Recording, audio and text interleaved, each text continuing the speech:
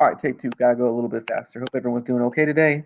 Day 3 virtual learning. We're about to have a ton more of these because school is canceled till September at least. So we are combining lesson 1 and lesson 2 absolute values with inequalities. Today we're doing absolute value inequalities, combine them together. So we're just gonna look at some special cases real quick.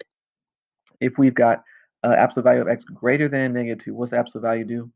Makes it positive. So when is a positive number bigger than -2? That's going to be always. And same thing, if we had the absolute value of x less than -2, when is a positive number smaller than -2? Positive numbers can never be smaller than a negative number. So let's keep that in mind as we're moving forward. We still got to get the absolute value by itself. We're still going to split it up regular. Here's the trick, as you saw in the notes. On the second case, we're doing two things. We got to flip the inequality and change the sign, both. So the inequality flips, and the sign is going to change on my right side. So we're going to graph these. We've got a negative. Make sure you put 0 up there so I know where positives and negatives are at. Got some closed circles because it's or equal to, right? We got the line underneath. And so x is bigger than 3, greater than or equal to 3, and less than or equal to -3. This is my final answer right here.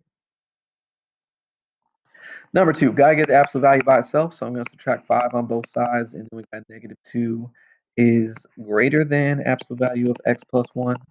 Danger, warning, look at this. This is what I was just talking about. We got negative bigger than a positive. So when is a negative number bigger than a positive number? Never. That's right. Number 3, gotta get it by itself. So inverse operation of times 3. I'm going to divide both sides by 3. Got absolute value of -x plus 4 is less than 3. And now I can make my split. So one way is just going to be regular. So just -x plus 4 less than 3. And over here, -x plus 4. Both things. I'm changing the inequality and changing the sign. Gotta do both of those every single time.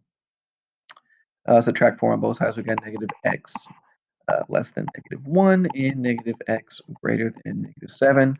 And then don't forget, if you ever multiply or divide by a negative like we're doing right here, you got to flip the inequality. So this becomes greater than, and this becomes less than.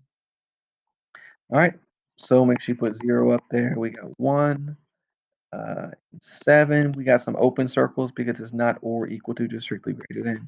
And x is bigger than 1 and smaller than 7, right? It's opening towards the 1 and pointing opening towards the x and pointing towards the x. That's how we know. So these ones a little bit more complicated. We got to get the absolute value by itself. So subtract 2 on both sides. We got 10 less than absolute value plus 1 over 3. We can either times 3 or divide by 5. I'm going to times 3 on both sides. These cancel out. We got 30 less than 5 plus 1. Divide both sides by 5. We got 6. And now I can make my split. So one way is just as it is.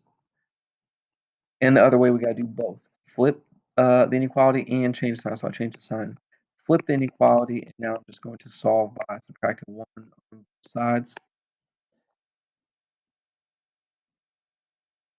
And so we got some open circles. Make sure you put 0 up there. And x is bigger than 5, but smaller than -7. All right, got to keep it rolling. So we got to subtract 8.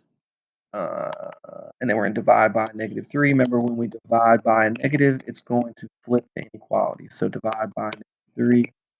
It's going to become less than, we got 4x plus 1 less than, this is not 3. So we split it up. One way is just as it is, 4x plus 1 less than 3. The other way, 4x plus 1 greater than -3. Minus 1 and divide by 4. We got x is less than 2 over 4, which is 1/2. And minus 1 divided by 4, we got x is greater than -1. Graph them up here.